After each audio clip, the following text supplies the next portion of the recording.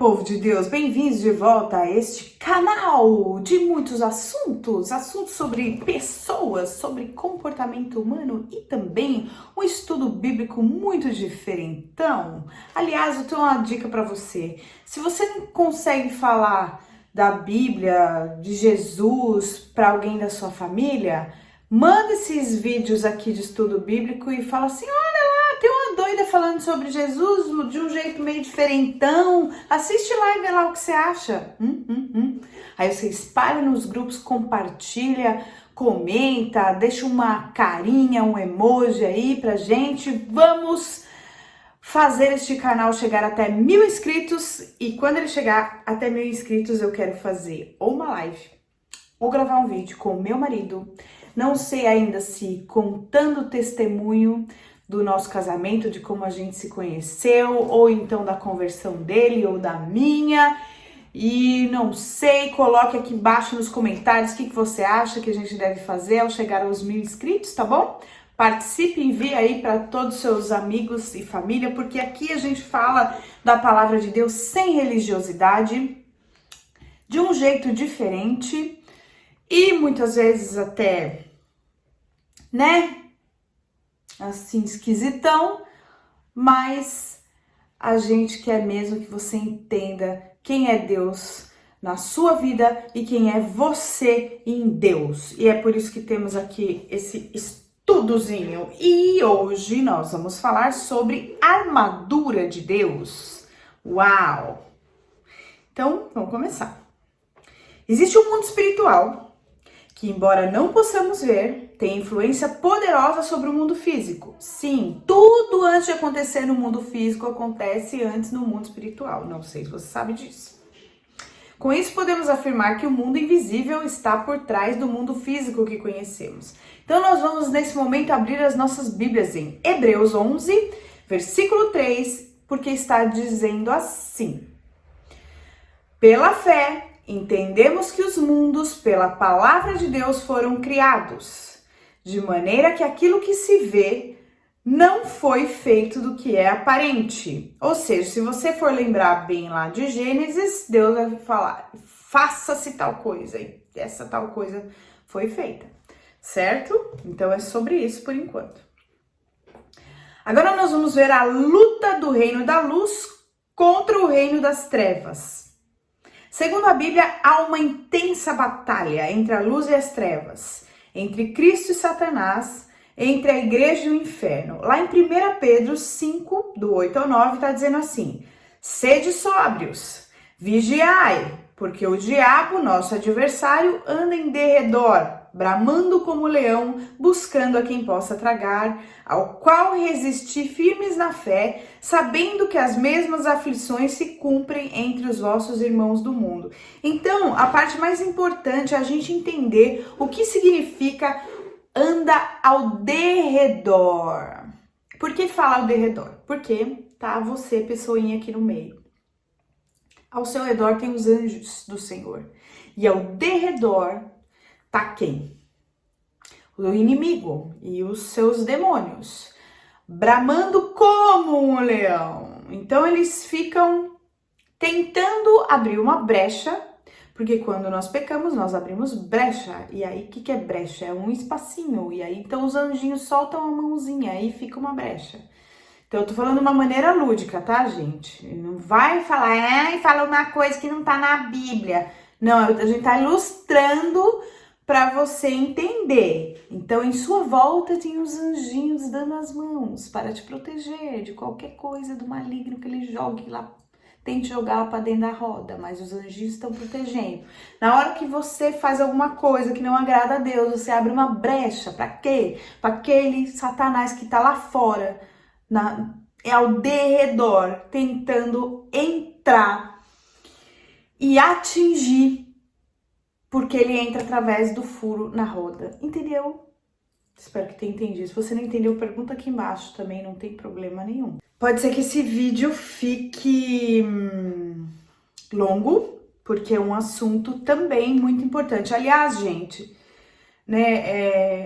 os assuntos, conforme o estudo bíblico vem vindo, vão ficando cada vez mais profundos e mais sérios.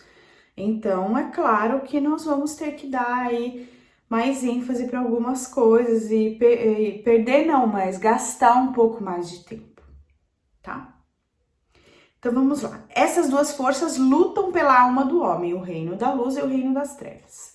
Colossenses 1:13, o qual nos tirou da potestade das trevas e nos transportou para o reino do Filho do seu amor. Então Deus tirou você, a partir do momento que você declara que você crê em Cristo como Senhor e Salvador da sua vida, Deus tirou você de um mundo de trevas onde você vivia e te trouxe para o mundo da luz. Mas como é que isso se dá?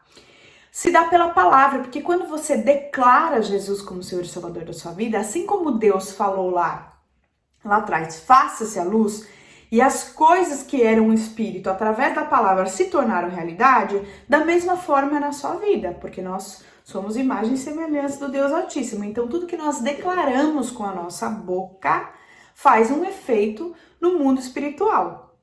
Amém? Reino da luz, Deus, anjos de Deus e igreja. Olha só, estão me complicando aqui. Hebreus 12, do 22 ao 23. Mas chegastes ao monte Sião, e à cidade do Deus vivo, a Jerusalém celestial, e aos muitos milhares de anjos, a universal assembleia e igreja dos primogênitos, que estão inscritos nos céus, e a Deus, o juiz de todos, e aos espíritos dos justos aperfeiçoados. Profundo. Agora vamos esmiuçar mais tudo isso. Então, reino das trevas. O que é reino das trevas? Satanás, demônios, demônios eram anjos e eles caíram, então anjos caídos. E homens que estão sob a influência das trevas. Nessa dimensão de guerra espiritual, entre o reino da luz e o reino das trevas, todo ser humano está envolvido nesse conflito sem tréguas pela alma do ser humano, né? Então a gente tem que diferenciar. Todos aqueles que receberam Jesus como Senhor e Salvador e vivem uma vida alinhada com a palavra de Deus estão, segundo a Bíblia, fazendo parte do reino da luz, certo? Todos aqueles que ainda não entregaram a vida a Jesus, ou mesmo que estejam na igreja, mas não vivem de acordo com a palavra de Deus, vivem sob uma autoridade e influência do reino das trevas, ou seja, ninguém fica neutro. Ou você é de um, ou você é de outro. Inclusive tem uma historinha que os cristãos contam, né? Os cristãos mais antigos, todo mundo conhece essa historinha. Que havia um homem que estava em cima do muro e de um lado, Jesus falava assim, pula pra cá, venha, pula pra cá. E do outro lado do muro estava o diabo só olhando e não falando nada. E aí, até que depois de tanto insistir e o homem tanto estar em dúvida, Jesus perguntou para Satanás, por que você não tá falando nada? Ele falou, porque o muro é meu. Ou seja, se você está em cima do muro, decida se jogar nos braços de Jesus, porque o diabo não brinca de ser diabo. Agora nós vamos falar sobre a importância de entender a guerra espiritual. O que é a guerra espiritual? É a luta, o embate que acontece entre os anjos e os demônios a favor da sua vida ou contra você. Depende de quem que você está alimentando mais. Não é possível ver a expansão do reino de Deus sem entender o confronto com o reino das trevas. Isso implica o enfrentamento de demônios em vários níveis. E a guerra é travada nos lugares celestiais. Então, lá em Efésios 6:11, está assim: revesti-vos de toda a armadura de Deus para que possais estar firmes contra as astutas hostes do diabo. Então, o que é isso? É no espiritual e não no material. E, pela fé, nós temos que enxergar e penetrar no mundo, nos lugares celestiais, né? No mundo espiritual. E entender que, por exemplo, quando você ora, é como se você mandasse força para os anjos que estão guerreando a teu favor no céu. Porque assim, ó, aí vem a pergunta, ué, mas o Satanás e seus demônios não caíram? Eles caíram, mas eles têm acesso até um certo ponto para que seja travada a luta. Eles não têm mais acesso ao céu, né, de onde eles vieram, de onde eles caíram. Mas eles têm acesso a um lugar de luta.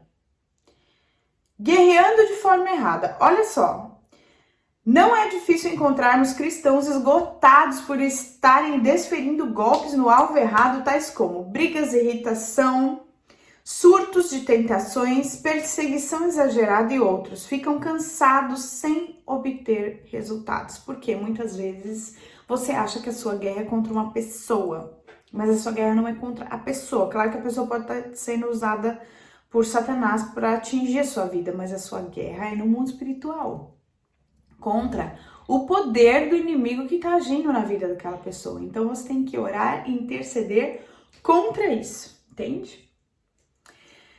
Agora sobre igreja. Do ponto de vista de Deus, a igreja deve ter um envolvimento ativo na guerra espiritual. E isso é uma necessidade dos cristãos, pois o corpo está todo ligado e assim ele se torna mais forte. Lá em Romanos 12, do 4 ao 5, tá assim. Porque, assim como em um só corpo temos muitas partes e todas elas têm funções diferentes, assim também nós, embora sejamos muitos, somos um só corpo por estarmos unidos com Cristo. E todos estamos unidos uns com os outros como partes diferentes de só corpo. Então, aquele que está verdadeiramente unido com Cristo faz parte do mesmo corpo. Aquele que finge estar em Cristo e obedece ou às vozes da sua alma ou às de Satanás, ainda que diga que faz parte, que é de Jesus, não é do mesmo corpo. Lá em 1 João 4,4, está escrito assim: filhinhos, vocês são de Deus e os venceram, porque aquele que está em vocês é maior do que aquele que está no mundo. Então é uma palavra de encorajamento. Então se você tem certeza que Jesus está com você nessa guerra que você está travando e enfrentando no mundo espiritual, você tem que entender que o que está em você é Deus e Ele é maior do que qualquer coisa que esteja no mundo. Agora nós vamos falar um pouco sobre as nossas armas poderosas. Lá em 2 Coríntios 4,4 está dizendo assim: nos quais o Deus desse século, lembre-se e notem que é Deus com letra minúscula, cegou os entendimentos dos incrédulos para que não lhe resplandeça a luz do evangelho da glória de Cristo, que é a imagem de Deus. Então, o que acontece? Esse versículo explica muita coisa. Explica, inclusive, você que já falou, que já explicou, que já desenhou para algumas pessoas algumas coisas sobre Deus, sobre Jesus, sobre a palavra, e a pessoa não entende por quê. Porque o Deus desse século cegou o entendimento daqueles que ainda não creem, para que a luz do evangelho não resplandeça sobre eles. O que é a luz do evangelho resplandecer sobre ele? Na hora que ele descobrir o poder do evangelho, a luz de Cristo vai resplandecer sobre ele e tudo na vida dele vai mudar. Satanás não quer isso. Então, por isso que nós temos que orar e interceder, inclusive quando nós vamos falar de Jesus para alguém. O poder da oração, Romanos 15:30. E rogo-vos, irmãos, por nosso Senhor Jesus Cristo e pelo amor do Espírito, que combatais comigo nas vossas orações por mim a Deus. Então, nós falamos sobre o poder da oração através de um versículo e agora nós vamos falar sobre o poder do jejum através de outro versículo, Mateus 17:21. Mas esse tipo de demônio só pode ser expulso com oração e jejum. Tá? Então, nós só estamos citando algumas coisas, e em outras eu vou entrar e dar uma aprofundada. Guerra espiritual em nível de solo. É o que chamamos de libertação, é o mais comum. E é o que mais vemos no nosso dia a dia. É o confronto real com as obras das trevas, quando se expulsa demônios que controlam a vida das pessoas. E o versículo que dá base para isso é Marcos 16:17. E estes sinais seguirão aos que crerem. Em meu nome expulsarão os demônios. e falarão novas línguas. Agora nós vamos citar guerra espiritual em nível de ocultismo. É a guerra dirigida diretamente contra vínculos e resistências espirituais. Neste nível, nos deparamos com maldições hereditárias, consagrações satânicas, bruxaria e satanismo. Então, quando nós sabemos que algo foi feito contra nós através desse tipo de prática. 2 Coríntios 10, do 3 ao 6. Pois, embora vivamos como homens, não lutamos segundo os padrões humanos. As armas com as quais lutamos não são humanas, pelo contrário, são poderosas em Deus para destruir fortalezas. Destruímos argumentos e toda pretensão que se levanta contra o conhecimento de Deus, e levamos cativo todo pensamento para torná-lo obediente a Cristo. E estaremos prontos para punir todo ato de desobediência, uma vez completa a obediência de vocês. Agora vamos citar guerra espiritual em nível estratégico. Olha que interessante.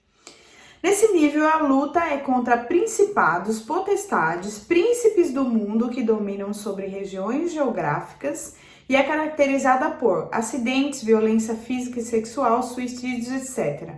Eu vou dar o versículo base e eu já vou dar exemplos. Efésios 6:12. Porque não temos que lutar contra a carne e o sangue, mas sim contra os principados, contra as potestades, contra os príncipes das trevas deste século, contra as hostes espirituais da maldade nos lugares celestiais. Então, o que acontece por nível estratégico, por região? Existem alguns lugares, então eu vou dar um exemplo de uma cidade onde eu morava, e naquela rodovia tinha um pedaço que sempre acontecia acidente, atropelamento, muitas mortes. E interessante que não era um lugar que se andava em alta velocidade e não era um lugar que tinha fácil ultrapassagem, não era de 2 pistas, nada disso. Era uma mão que ia, uma mão que voltava, sempre tinha muito caminhão, né? Então, é um lugar que não se anda tão rápido assim. E aí, nós, um grupo da igreja, percebemos que nós deveríamos orar por aquele lugar. E uma turma saiu em oração por aquele lugar, né? Oração, intercessão e quebra de maldições e tudo mais. E logo em seguida foram, isso não é coincidência, tá? Mas ninguém foi lá fazer uma petição também. Mas logo em seguida foram construídas lombadas bem grandes e o índice de acidente diminuiu drasticamente. Então, por exemplo, pontes onde tem muito suicídio, pega o seu grupo, vai lá, faz uma oração de intercessão, de guerra espiritual, para que aquele lugar não seja mais usado como, né, ferramenta de suicídio, sabe? Rua muito perigosa, onde tem muito atropelamento, próprio acidente. Então, vocês que moram aí perto da BR-16, orem, 116, que é uma rodovia onde tem muito acidente. Eu acredito que se fizermos uma oração de intercessão, as coisas vão começar a mudar e fazer efeito no reino espiritual. Agora o subtítulo dessa parte está dizendo assim: o inimigo estabelece bases legais. 1 Pedro 5, 8 e 9. Sede sóbrios, vigiai, porque o diabo, vosso adversário, anda em derredor, bramando como leão, buscando quem possa tragar. Ou seja, aquele mesmo versículo que nós já lemos antes, né? A guerra espiritual, dependendo do nível, não pode ser feita de qualquer maneira, realmente. É necessário ter estratégia e saber as pessoas que devem fazê-la também. Ouvir de Deus o tempo certo para desencadear essa luta. Estar seguro da cobertura espiritual.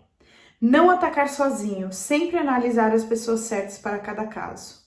Lutar até que haja uma clara libertação do reino espiritual. Então, quando você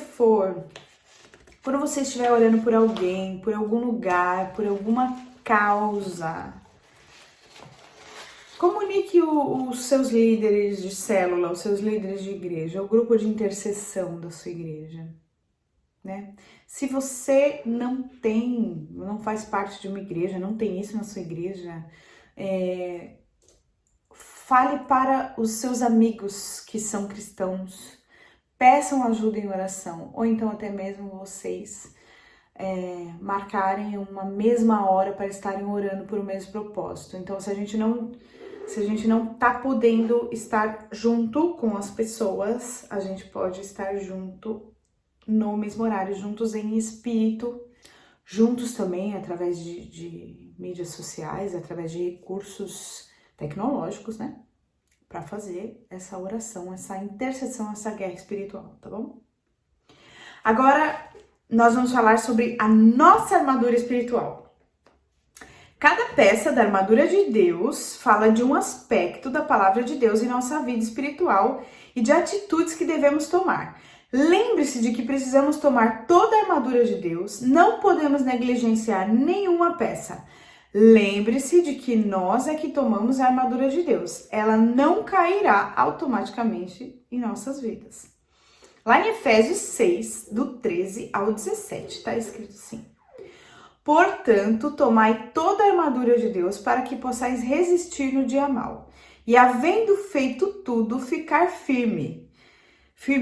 Estai, pois, firmes, tendo cingidos os vossos lombos com a verdade, e vestida a couraça da justiça, e calçados os pés na preparação do evangelho da paz, tomando sobretudo o escudo da fé, com o qual podereis apagar todos os dardos inflamados do maligno.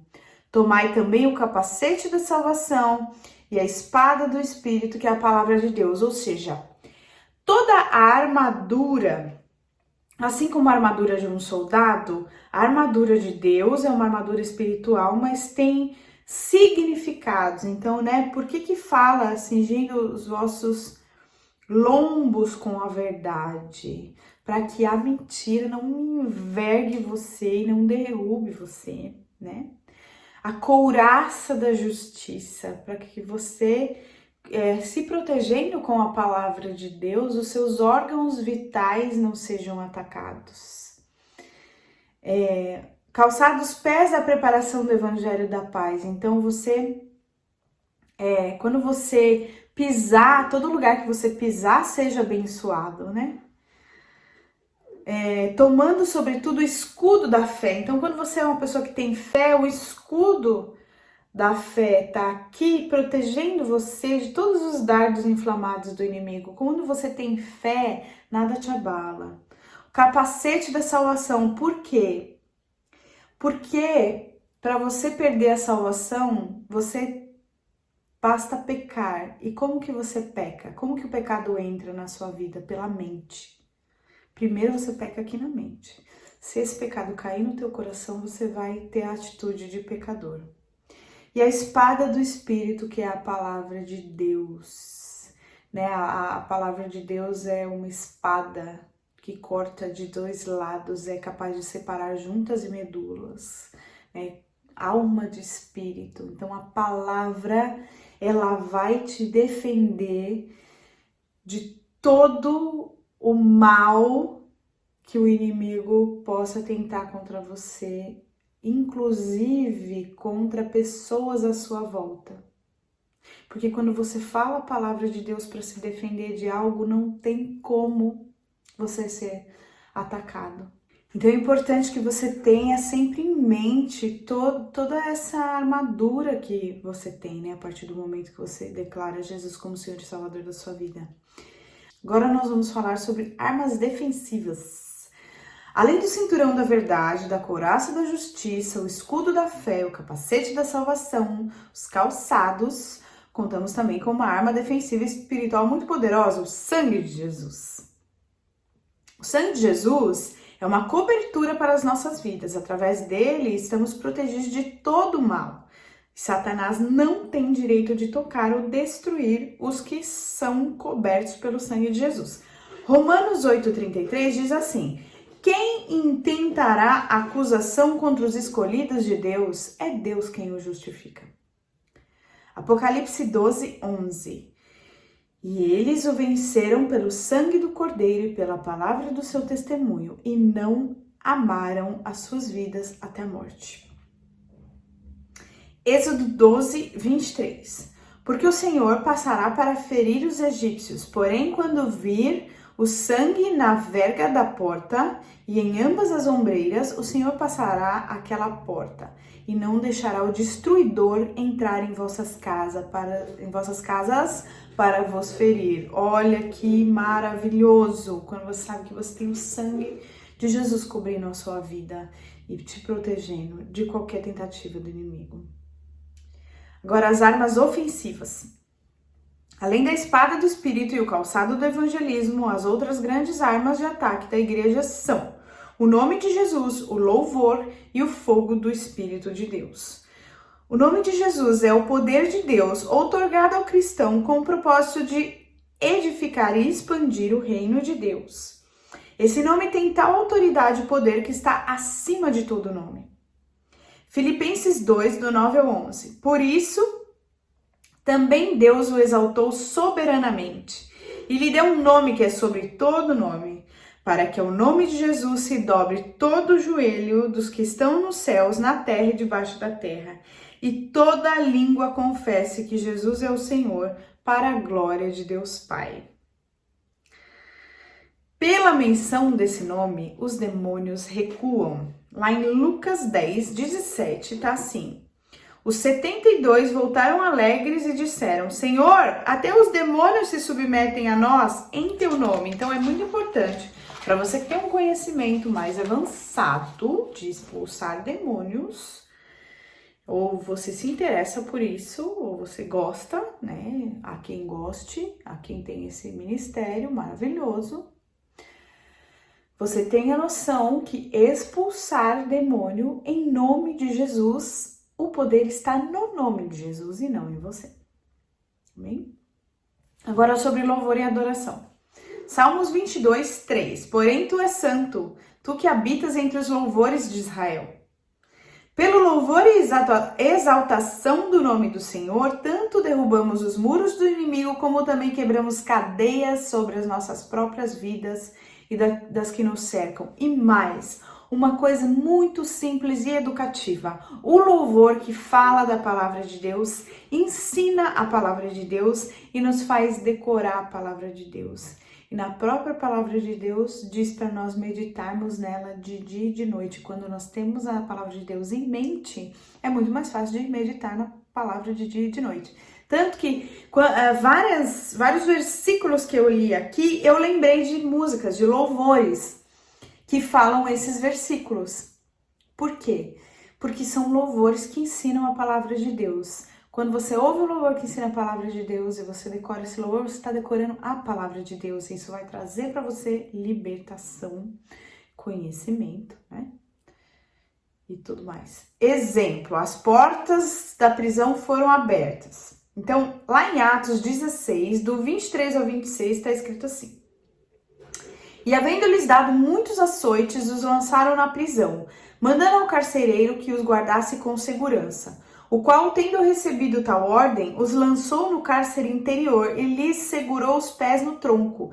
E perto da meia-noite, Paulo e Silas oravam e cantavam hinos a Deus, e os outros presos o escutavam, e de repente sobreveio um tão grande terremoto que os alicerces do cárcere se moveram, e logo se abriram todas as portas, e foram soltas as prisões de todos.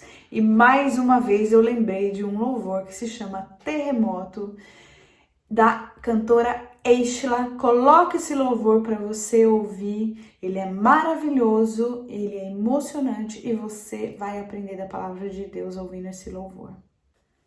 E agora, ainda sobre louvor, né, pra gente encerrar, O louvor trouxe derrota ao inimigo, segundo a Crônicas 20:22. E quando começaram a cantar e dar louvores, o Senhor pôs emboscadas contra os filhos de Amon e de Moabe e os das montanhas de Seir, que vieram contra Judá e foram desbaratados. Então, quando você estiver em oração, quando você estiver em guerra espiritual, quando você estiver sentindo que você tá, muitas vezes, sem palavras para orar, sem força, você coloca um louvor de guerra, de batalha, de vitória. Tem muitos. E aí você canta mesmo, louva aí bem alto. Seu carro na sua casa, num lugar onde você possa fazer isso, obviamente, sem atrapalhar ninguém. E você vai ver como você vai se sentir muito mais preparado para a guerra depois disso. Agora nós vamos falar sobre o poder do fogo do Espírito Santo de Deus. Que ele pode queimar as potestades, os principados, os poderes malignos, e por esse motivo, use o fogo do Espírito Santo quando precisar. Lá em Hebreus 12:29, diz assim: pois o nosso Deus é fogo consumidor. Então, Senhor, venha com o teu fogo queimar tudo que não vem de ti. Eu cancelo e repreendo todo o poder das trevas sobre a minha casa, sobre a minha vida, sobre o meu marido, meus filhos, sobre minha esposa, sobre minha mãe, meu pai. Então você cancela pelo poder que há no nome de Jesus, o poder de Satanás na vida dessas pessoas e chama o fogo de Deus para queimar tudo aquilo que não vem dele. Amém? Analise como está a sua armadura e se você quiser escrever, né, num caderno, se há alguma parte que necessita de reparos e coloque sua meta e postura a ser adotada para corrigir. Então, a batalha espiritual, a guerra espiritual travada, né, entre anjos e demônios tem muito mais poder, muito mais unção a partir do momento que nós dobramos os nossos joelhos, orando, cantando, intercedendo e pedindo a Deus que Ele venha com o fogo dele sobre as nossas causas, né? Sobre tudo que a gente precisa que seja mudado, transformado em nossas vidas. Se vocês tiverem alguma dúvida, coloca aqui embaixo suas perguntas. Curte, comenta, compartilha se você gostou desse vídeo. Compartilha nos seus grupos de WhatsApp, compartilha aí nas igrejas. Se vocês quiserem falar comigo, me chame no particular no meu Instagram, Camila Pauleto Consultoria, tá bom? Semana que vem nós vamos falar de um assunto maravilhoso que é libertação. É algo assim polêmico, né? Mas o que a gente gosta aqui? A gente gosta de coisa polêmica, que a gente gosta de cutucar. Mas a gente gosta também da palavra de Deus. E a palavra de Deus é maravilhosa, é viva e eficaz. E vamos lembrar que o muro não fique em cima do muro. Decida um lado para você seguir. E que esse lado seja Deus, né? Amém? Espero que todos tenham gostado. Deus abençoe e até semana que vem. Um grande beijo.